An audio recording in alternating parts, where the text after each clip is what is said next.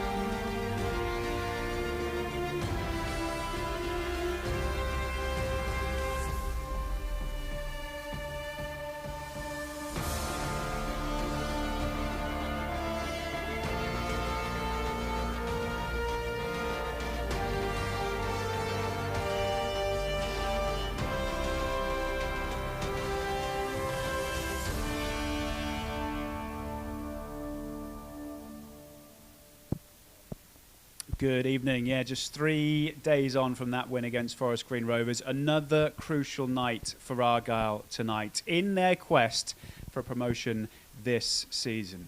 Now, wins at home have been pretty easy to come by, but on their travels, points have been a little bit harder. Tonight, a tough test against Accrington Stanley. And with just 2 games being played tonight in Sky Bet League One, this one, which will have our full attention, and also up in Yorkshire, the small matter of Barnsley against Sheffield Wednesday.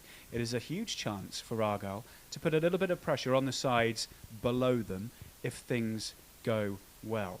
And of course, Argyle don't play for another 17 days either in the league, so it would be nice to sign off the little league form with a stunning win, wouldn't it? Anyway, over the next 45 minutes or so, we will be building up to tonight's kickoff. We'll be bringing you the team news very, very shortly.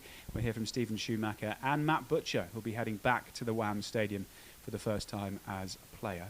But helping me through everything this evening is former Argyle Academy coach Aaron Cusack, who has come in with a war wound. Aaron? Good evening, Charlie. I have, yes. What's happened? I've broken my wrist at the weekend, sadly. Terrible news. Yes. I'd like to say I did it wrestling a crocodile, but I didn't. I fell off my son's scooter, to his delight. So, yes. To his delight, but not yours. No, not mine. But sadly, I need to know my age, I think, and stay away from them. Always happens in the worst ways, doesn't it? It does. On to tonight, though. I've mentioned the word crucial, important in the intro there, and it is, isn't it? It's another massive, massive night for Argyle today. Every game is a step closer to, next season, and this is just the next challenge in front of them. It's a massive game. It needs to send out a message to the rest of the league that they're ready for this promotion push. Well, we'll have a deeper dive into today's game in just a moment, but let's remind ourselves what happened on Saturday, because Argyle had to bounce back, didn't they, from the defeat against Barnsley, and they did it in style. Jordan Houghton will take it then from the right. Long chain of Argyle players splits in the middle as the delivery is swinging away from goal, and it's headed into the back of the net, and Argyle take the lead.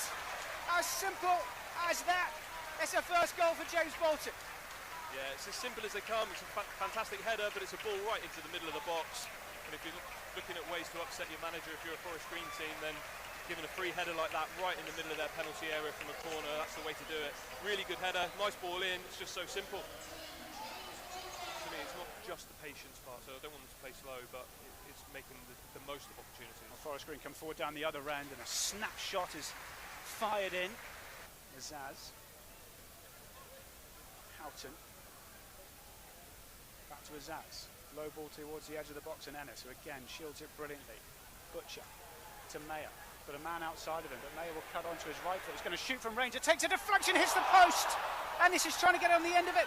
Mumba there as well, and free kick has gone against Argyle in the middle of all of that. Well, Azaz can't quite find Houghton with the pass, but it does come to Wilson on the right-hand side, who's run into a little pocket of space, and he dinks the ball towards the far post. Mumba! Just what was ordered. A second goal, maybe the crucial goal. Callum Wright on the right corner of the box, goes one way then the other. Can he deliver? Low in towards Ennis, who turns and volleys over the top. Matete bites into a challenge with Omatoy. A break to Garrick again. Matete goes to ground, but the pass is made and finds Part Harris. He runs at the Argyle defence, gets it out to the left-hand side. Get into a shooting position. Right-footed shot hit towards goal is repelled by Bolton. Azaz then tries to bring it down. Butcher gets to it before Bernard and runs clear here. Wayne is free on the left-hand side. In behind Godwin Mayliff. First time ball into the middle towards Hardy. Defended well by Cooper and put away for a throw. Yeah, not the most pretty of matches, Aaron, but job done, and at this stage of the season, that is exactly what is needed for Argyle, isn't it? Yeah, another recovery, bounced back with a win from the setback last week. Had to do the job, had to get the 3 points. I've heard it wasn't pretty, but it was 3 points on the board. Yeah, absolutely. Right, let's have a look at the Argyle side for this evening's game then, and it's pretty similar actually to Saturday's performance, Saturday's game. Just a couple of changes from the side that beat Forest Green, and they see Saxon Early and Ryan Hardy come in to the starting 11, and Joe Edwards and Niall Ennis, the two to miss out. The other big thing to point out is the name Connor Grant on the bench as well, involved for the first time since November, so great to see him back. But Aaron, on that side, on the team, what are your thoughts? Well, there's good balance. There's plenty of goals in there. There's a couple of tweaks as they've done, all season, and there's plenty of match winners in there. Ryan Hardy will return into the starting 11 and want to get back on the score sheet, no doubt. I think he'll be in agreement that he'd like to score more away goals potentially. He's on fire at home, and this is an opportunity to do it. On a Tuesday evening on a tight pitch against maybe a hostile crowd. And the other name, James Bolton, we just saw his first goal for Argyle on Saturday. Saw it in the highlights just there, just his second league start. But on Saturday, he looked pretty. I know it was against a Forest Green side that didn't come out with that adventurous, but he looked pretty imperious back there. He did, and it just goes to show the depth they have across there with Dan Scarr being out, and it's good to see him back on the bench as well. But I think the fact that he can play, Bolton, I like the way that he plays as well. He's not just a stopping defender. He can actually play with the ball at his feet, and it showcases his ability to build from the back. So that's going to play well into Argyle's hands, I think, tonight, because they're going to want to try and play. They don't want to get into just a scrappy match, because that'll become difficult to maybe break down. They want to try and dominate and dictate the possession of the ball early, if they can. Well, let's have a look at the Accrington side as well then, because they are on a wretched run, really, at the minute. Just one win in their last 6 matches. They've made a couple of changes to their side as well. John Coleman has not had a good time of it with his players getting yellow cards and red cards. And the latest one was their centre-back Doug Tharm. He's out. Mo Sangare comes in. And the other changes up front with Adedoyan in for Wally. Suspensions have been a problem. Injuries have been a problem for them. But, they've got their second-choice keeper in goal. They've got 2 first-choice centre-backs out, suspended as well. Not what they would want, obviously, at this stage of the season. Absolutely not. And, it looks like it's a bit of a patched-up side. And, they haven't perhaps got the luxury of the teams higher in the league where they can rotate, whereas these are replacements who have to fill gaps. And Argyle need to kind of capitalise on that. If there's a goalkeeper who's not having much, game time and he's relatively unknown, need to kind of pepper him early and make it tough for him to kind of settle in. And if they've got, 2 of their main back 3 not available, our front line have got to take advantage of that and be really decisive then going forward. Yeah. Tommy Lee was the other one in there, central midfielder, top scorer this season. You'd argue probably the one that Argyle have to be most wary of? You think so? I mean, I think he's been involved, was it 6 goals and a couple of assists, so 8 goals. And I mean, they've only scored 30 goals all season, so they're not scoring week in, week out. But if they can nullify his threat, whatever threat he brings, then it helps to kind of, try to dominate the game with the ball and try and dominate out of possession to regain it early as well. I don't know whether you heard John Coleman, and it was Sean McConville, their vice captain, that did the press yesterday ahead of today's game, and there were a few kind of murmurings from some of the supporters at that MK Dons game on Saturday, which we'll see the highlights to in a moment, but they almost called it out to say, like, if you're going to come and watch us, support us. So it's not a position Accrington have been in that often, weirdly. You think of Accrington being that small budget team that are always punching above their weight, but they do punch above their weight, and they haven't been relegated since 1999. Right. Okay. So they've risen through the leagues and been pretty comfortable each time. So this is something that's new, relatively new. And in a way, that might fall into Argyle's hands because they haven't experienced it before. So, or for a period of time, they're kind of used to maybe just consolidating in the middle of the league.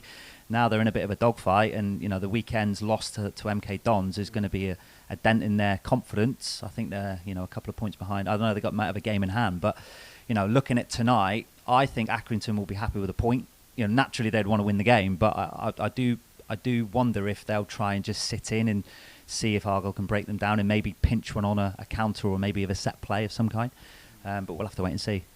Well, Argyle won't be happy with a point. I'm pretty sure about that. Saturday was win number 17 at Home Park this season. On the road, though, it's been a bit of a different story. Back-to-back defeats in the last couple of away games and just one win in their last 6 on the road. But with all of that, they are just numbers, and Stephen Schumacher, as always, was pretty confident coming into this one.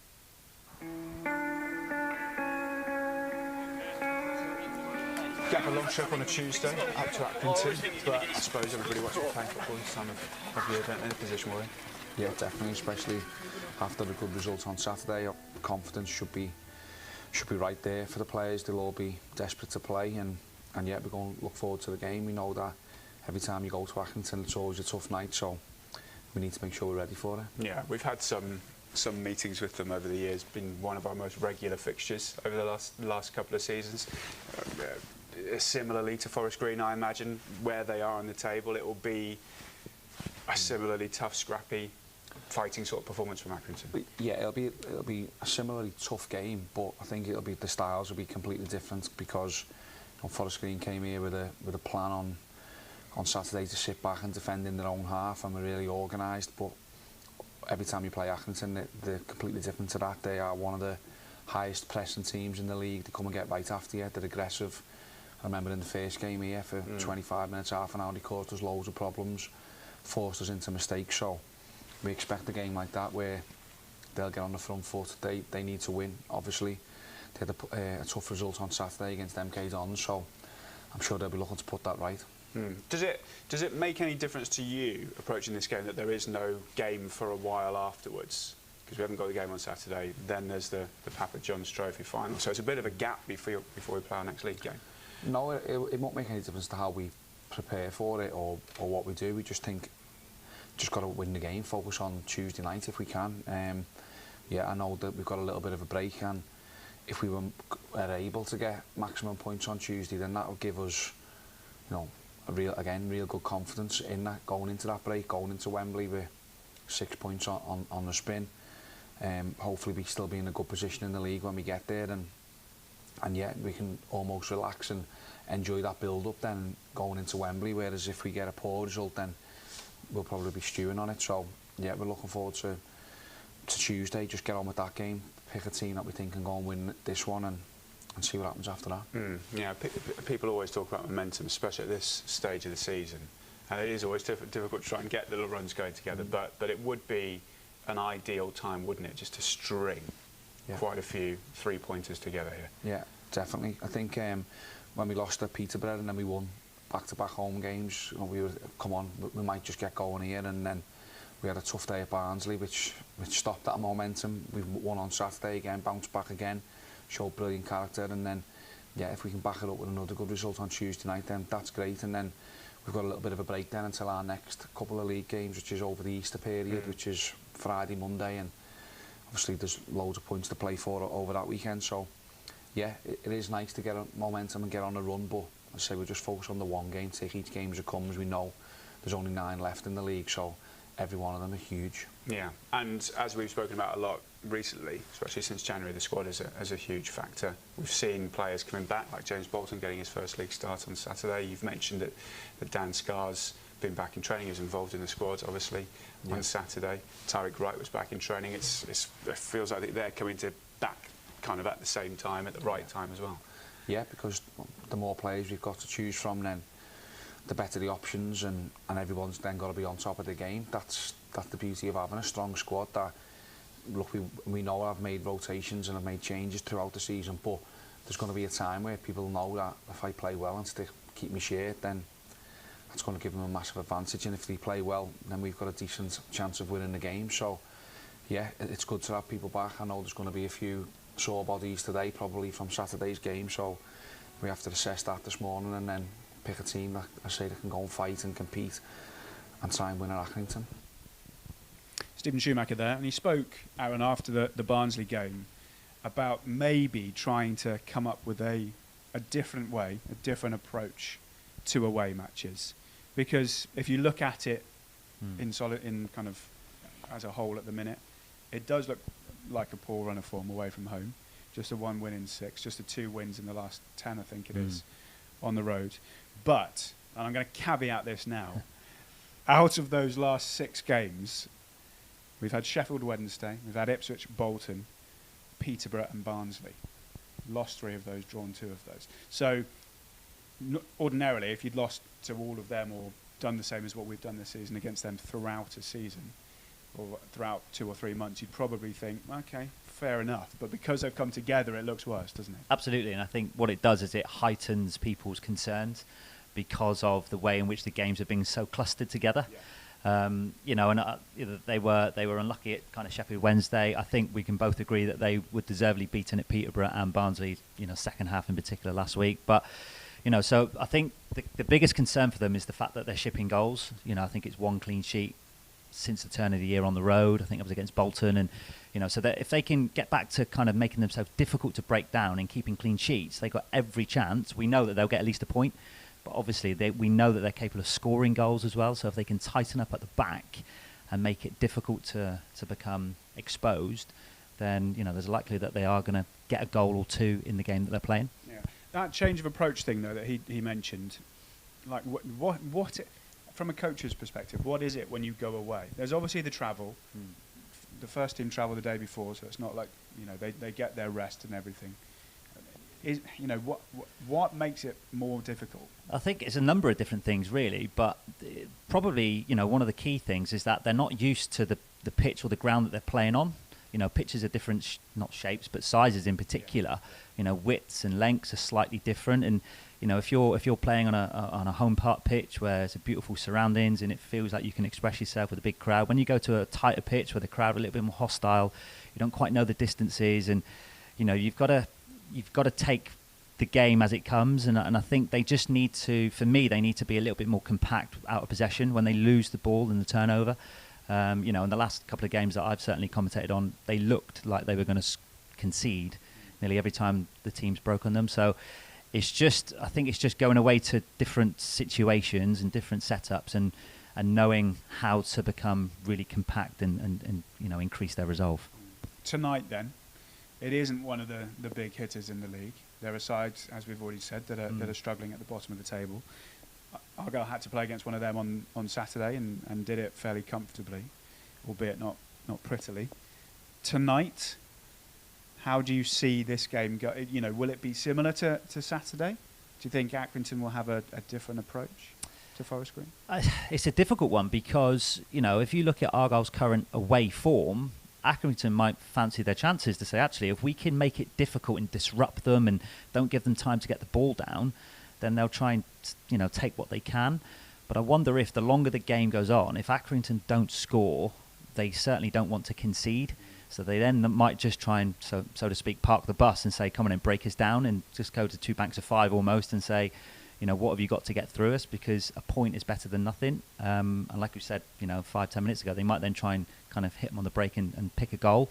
So I think the game will be measured in different stages. I think the first 15 will be quite frantic, as it always seems to be on away nights and away games. And Argyle have just got to try and get hold of the ball and try and dictate the play with purpose, not just keep the ball for keep's sake. And the one thing is, you've seen it a little bit. There you go. The pitch at Accrington actually is in pretty fantastic condition, and they put a lot of money into their ground this season. And that might, again, help Argyle as well. It's not a bobbly, horrible hard pitch. It from the camera angles, it looks pretty nice. It looks a great surface, and because it's an evening game as well, you've got a little bit of dew in the air and on the pitch, and it will zip around. So that will suit what Plymouth tried to do by moving the ball. So and sometimes playing in the evening, it kind of takes out the bobbles a little bit because of the dew on the pitch, so it skids to the where it needs to go. So it'll be interesting to see whether Argyle come out and have a fast start, or whether they come out and just try and dictate the tempo a little bit. And I think that's the job of maybe Jordan Houghton in particular, where he's just got to get a hold of the ball and almost orchestrate the play, and try and dictate how we want to play and, when we want to change the intensity. Yeah, we'll have a little chat about midfield in a moment, because we've got Matt Butcher coming up, who's going back to his old club. But on Jordan Houghton, he made his 100th appearance for Argyle on Saturday. And I had a little look through the kind of his sequence of starts recently. He's been in and out, and Matete's played some matches, Butcher's played some matches.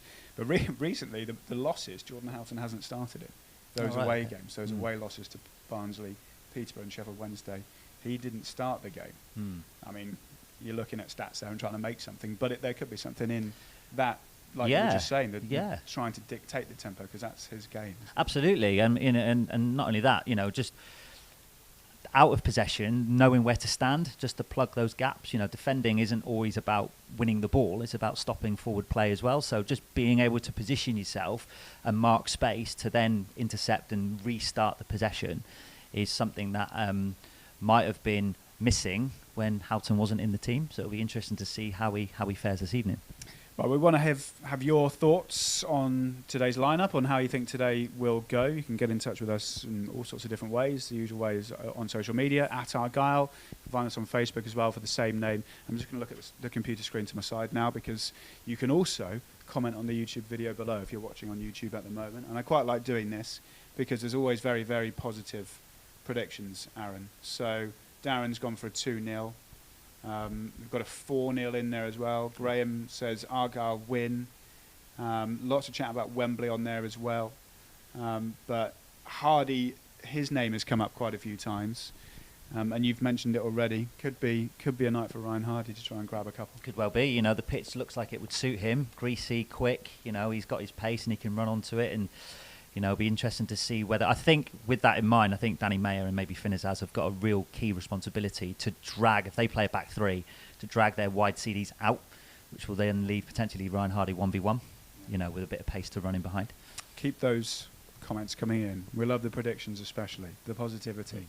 Keep it coming in. Right, we'll be hearing from Matt Butcher in just a moment here on Argyle TV. So don't go anywhere, because that's coming next.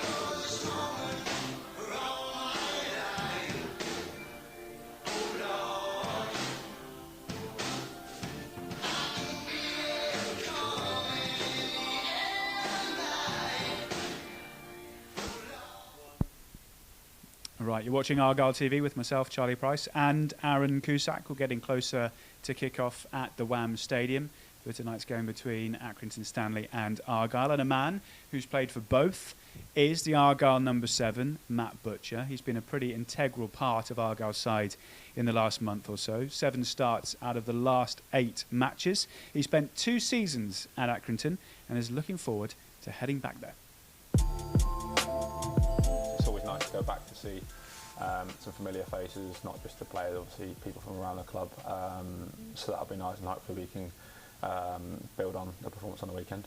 Obviously, you've spoken about how much you did enjoy your time up there, but when you do go back to a former club, an old club, is there a little bit of extra want to put in a performance, do well? Yeah, I think so. I think you'd probably be lying if you didn't say that. You always want to do well against people that you've previously been with. So hopefully we can do that as a team as well. They're obviously going to be fighting for their lives. They're in a difficult position. So our mindset's got to be bang on it because of that. Really, they're the most dangerous when they've got almost nothing to lose. They might have a little bit of a free hit. They might think, and then they're probably going to play like that. I think from playing there, there's no fear going into any game, and I think they're going to take the game to us. Yeah, and on that, you'll know better than anybody else in our squad, but we've had good games against Accrington Stanley in the past. We've had absolutely awful games against Accrington Stanley. John Coleman and his team seem to always produce something in a season, don't they? Just talk to us a little bit about what he is like and what the club is like, and being in this position means to Accrington Stanley. I think they base their whole kind of club ethic on hard work.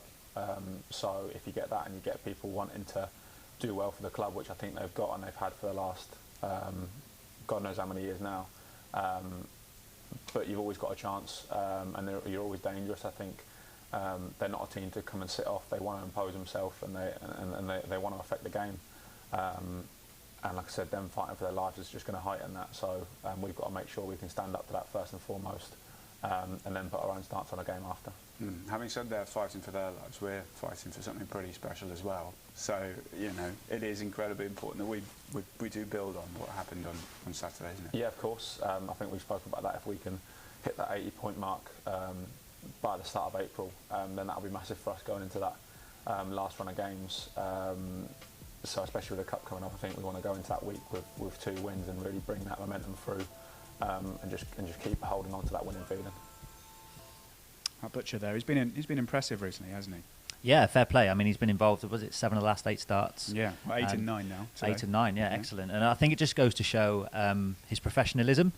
You know, at the start of the season, he was a little bit in and out, and perhaps wasn't the first pick of the midfielders, but it just goes to show that he's been ready when called upon, and he's just shown his consistency, you know, in the recent games. So, you know, take your hat off to the lad. He's shown that he's ready and he's prepared and he's, you know, willing to do his job for the team. Yeah, and on that point, it is the prime example, isn't it, of someone who just gets on with it, especially when the new signings came in January, and he found himself out of the squad quite a lot. I think it was 3 or 4 games in a row where he wasn't involved at all. Obviously, as a new signing himself in the summer, he wouldn't have been particularly happy about that. But it is like a perfect example to other players in the squad. Look, I mean, he wasn't in the team for a while. Yeah. And now he's basically one of the first names on it. Yeah, absolutely. And it goes to show that perhaps with the new signings, it's made him think differently about his own approach, to say, actually, I've got to just notch it up a 2, you know, a game or 2 here, or a level or 2, to showcase that I'm worthy of a start. And, you know, Schumacher wouldn't have picked him out of sentiment, you know, out of necessity. He's picked him because he deserves to play. So, you know, long may it continue, because if he's in good form, you want your best players, or the most formed players, available and ready to play. Yeah. Do you reckon he'll have any inside knowledge then? You'd like to think so. Yeah, I mean, I don't know what players he played with. You know, there'll be 1 or 2 there, but I think definitely the way that the pitch plays, or what the crowd are likely to be, and, you know, if he's got some inside knowledge in some of the players, they'll definitely share that, to say, you know, this player favours this side or that side. He's not particularly quick, so get tight to him. He doesn't like having too much pressure around him. So, you know, all those bits of key intel will hopefully play into our hands tonight. Yeah, we mentioned it a bit earlier, but it does feel like a night where the midfield could be pretty crucial. Stephen Schumacher mentioned it in his pre-match chat about Accrington being quite a heavy press team, Yeah. quite a high press team, and that midfield link to get past the press and out could be crucial. Yeah, and I think if the pitch plays well, I think if players know where the presses are potentially going to come from, and hopefully they've done their homework and they've done some kind of run-throughs in training, just moving the ball on one touch will create those gaps to play through. But for me, it'll be key for the midfielders to begin to position themselves as the ball is travelling, not on the receiving of the touch, because then that might lead to a breakdown in the connection. So if they know that the press is coming, they should identify when those triggers are and prepare themselves, prepare their space to get on the ball and then play through the lines. Because we did see it against Barnsley. Yeah, we did. In parts in that first half, didn't we? We did. Exactly how it works to play through the press. Yeah, absolutely. And it's a system understanding. It's not just individuals doing their role. It's a connection. So it's not just the back line. It's the central area of the back line and then the central two of the midline. So as a box or as a 4 or a 3, it's just knowing where you're going to stand, how you're going to move, and how you operate as a system, not just as an individual. That's key. And if you get it all working, that's when you get the efficiency of that system. Yeah. It's also good, I suppose, looking at the Argyle midfield at the minute. Rans is obviously out. Hopefully we'll be back in the next couple of weeks or so training and stuff. But we've been raving about the likes of Jay Matete since he's come in. And we've seen impact performances from him from the bench as well. But it must be great for Stephen Schumacher to know that he's got 2 7 out of 10ers every single week in Jordan Houghton and Matt Butcher that can start. And then if or when the time comes, Jay Matete has that energy, has the legs, has that bit of aggression about him as well. Yeah, absolutely. And I think over the course of the season, the 7 out of 10ers are worth their weight in gold because they're so consistent, and they're the people that perhaps just go, like we've already alluded to, just go under the radar, but just do their job well, and they become vital cogs in the operation. And without them, you perhaps don't get the successes that you think you can get. Right, we are getting closer to kickoff, just under half an hour to go until we will be getting commentary from the WAM Stadium. Reminder that you can watch this game, you can stream it wherever you are in the world for just £10. All of the details about how to get your stream are on our website, pafc.co.uk. Just click on the Argyle TV tab, and that'll take you through to where you need to get to. We'll continue our build-up here, though, on Argyle TV next, and we'll be hearing from the Accrington manager, John Coleman.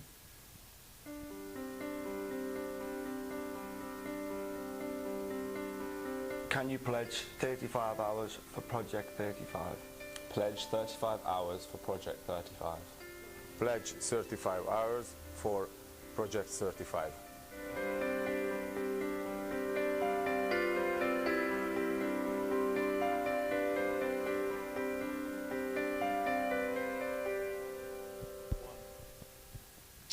Let's focus on Accrington Stanley for a little bit now then, and this is their 5th successive season at this level, at League One level, and for the most part they've been pretty comfortable during that time. This season, however, it's gone a bit differently, and they are beginning to look over their shoulders and get a little bit tense. But their manager, John Coleman's been there and done that, and isn't too concerned right now.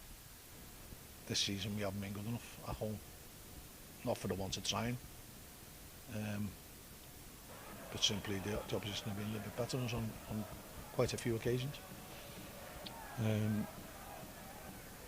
But you should only judge us if we have the bulk of our first team playing, and we haven't at the moment. Plymouth Argyle, just how impressed have you been with Stephen Schumacher in his first managerial job? Very good. I'm pleased from really. I mean, I always have a laugh and a joke about a hotbed of talent. Kirby is. Normally it's the 2 European Cup winning captains and 2 world champion boxers, but Shuey's done an unbelievable job, ably assisted by Mark Hughes, who's a good friend of ours. And he's very, very level-headed. I like the way he operates. I like the little rules he's brought in for the staff to keep them on an even keel. And I think he's got a bright future ahead of him. And they've got good players. They've got a healthy squad to choose from. I think they feared it being a bit derailed because I think the goalkeeper was like their lucky charm. And I think that's maybe set them back a little bit, but You know, they had an impressive win on Saturday, and you know they've still got a marvellous chance of going up automatically, which would be great for them two lads because they're good people. And just lastly, John, can you just sum up the importance of this game, bearing in mind it's significant that nobody else in this area of League One are playing? Yeah, it's massive. It's an opportunity to make some ground. And, you know, there'll be a lot of people who are prepared to write us off. I think history tells you, right, Accrington off at your pedal. We're not going to throw the towel in, not a chance. And we've been surprising people for 20 years, 20 odd years, 20, 22, 23 years. We'll continue to do that. Yeah, John Coleman saying they've been surprising people for 20, 22 years. He's been in charge for over 1,000 games over two spells at Accrington. He knows the club. As I said, they don't have failure that often. No. So, you know, he's been there, done that. They've got an experienced team. He'll maybe be relishing this sort of situation. Maybe. Yeah, and like we said earlier, that this might be kind of modern and kind of charted territory for them. They're not quite sure where they are and not used to kind of being in that dogfight. They're always perhaps this stage of the season they're kind of, you know, consolidated by now. So, you know, they have to change their game plan a little bit. I think their home form since the turn of year has been not great. It's not been horrific. I think they've won 3 and lost 4, so they know how to win games. But they don't perhaps know how to draw games at the minute. So, you know, that every game for them, I think, is a cup final as well. So both teams tonight are looking at their cup final, wanting to get the 3 points. Well, let's remind ourselves of the 2 sets of team news. A couple of changes for both sides. We'll start with Argyle. There's their side. So Ryan Hardy and Saxon Early come in for Niall Ennis, who drops to the bench. And Joe Edwards, who's not involved at all, came off at half-time on Saturday. Saxon Early, Aaron, 2 starts for Argyle, both away from home, 2 goals. So yeah, that's the goal threat right there. Yeah, absolutely. And, you know, I think the game at, was it Peterborough he scored and was it Oxford Peterborough as well? and Oxford, yeah. Yeah, so the one at Peterborough that I did the comms on, he came in at the back post and, you know, just clearly likes to go forward. I'm sure he would like to settle into the game out of possession as well and showcase his defensive qualities. But he's, you know, Schumacher clearly trusts him and wants him to do the job, and you know, him and Mumba on the flanks can try and get high at the pitch early, you know, and press Accrington back. We mentioned just off air the Dan Scarr, Seamus Keneally incident. It was Accrington, Stanley. That he's on the bench again today. Dan Scarr, Conor Grant also there, first time since the Grimsby game in the FA Cup back in November.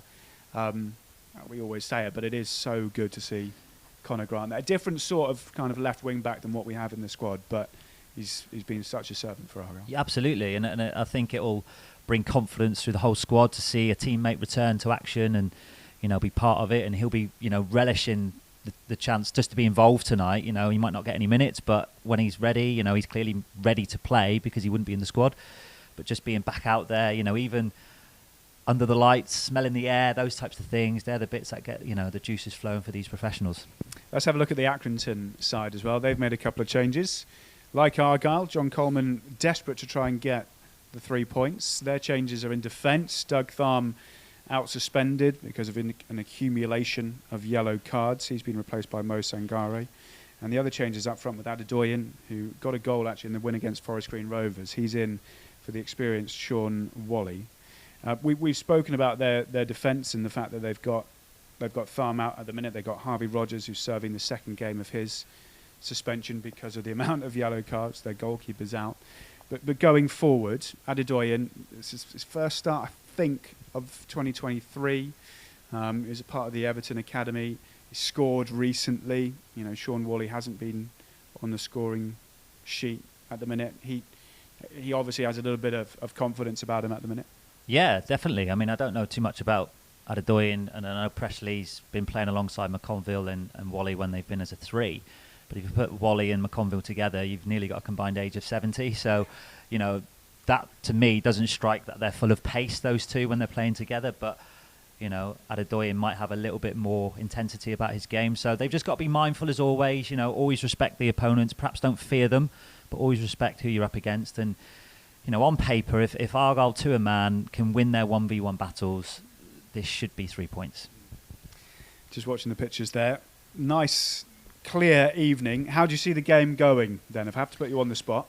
Well, I think we've already spoken about it. I think if Accrington can't pinch an early goal and come out, I think they'll be very frantic again. They'll come out and try to disrupt Argyle. They're not going to give them the time to settle in and try to, dictate the tempo. They're going to try and disrupt as early as they can. I expect their front players to run in behind, to make it difficult, to not give them time. If they're going to press as a 3, they're going to come with energy. But if Argyle can, marshal the first 15 minutes without conceding and then build into the game, we might see Accrington change their plan. They might try and opt for a point rather than try and grab all 3, and then that might invite, pressure from Argyle to kind of bring the ball forward, and they've got to test this goalkeeper in particular. Yeah, absolutely. Just his second game. He'd been out on loan at Stevenage earlier on in the season. I think it's actually his 4th game back in since he's returned. The fact that Argyle don't have a game next weekend, then, of course, as the Papa John's Trophy Cup final, it's 17 days before they play another league game. It's a long time. It is a long time, and they're going to want that cushion of the 3 points tonight to go with this break in play. And the thing is, Plymouth can they have to just concentrate on the things that they can control, which is the game like tonight. If they can get the 3 points, it's up to the other teams around them then to fight for the remaining points that that are on offer.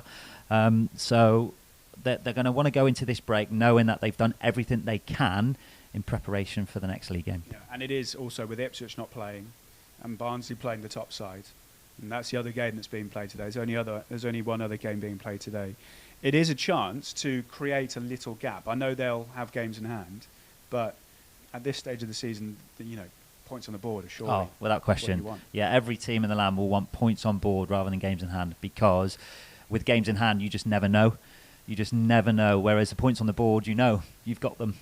So I think it's important that they've got to put to bed this kind of mini hoodoo that they seem to have about the away form isn't as illustrious as the home form. But as we've already alluded to, the recent cluster of games have perhaps skewed the quality of their away performances. Yeah. Omens, though, slightly in Argyle's favour. They've won their last couple at the Wham Stadium. They scored 4 there last season. They won 1-0 in the COVID season. 4 wins in a row against Accrington as well. Yeah, so the form is with us.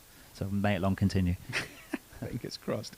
Just a quick one on the other game being played today. 8 o'clock kickoff, Yorkshire Derby. I mean, we had it a couple of weeks ago when we played Barnsley.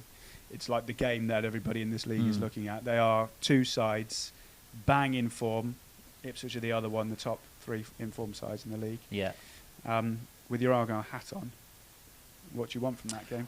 I think probably a draw.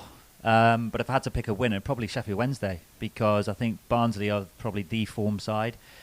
If with Sheffield Wednesday with a couple of games in hand, the cushion, if they are to just pull away, you want Barnsley and Ipswich to then drop points. So ideally, if you can't have a draw for tonight, I'm rooting for Sheffield Wednesday.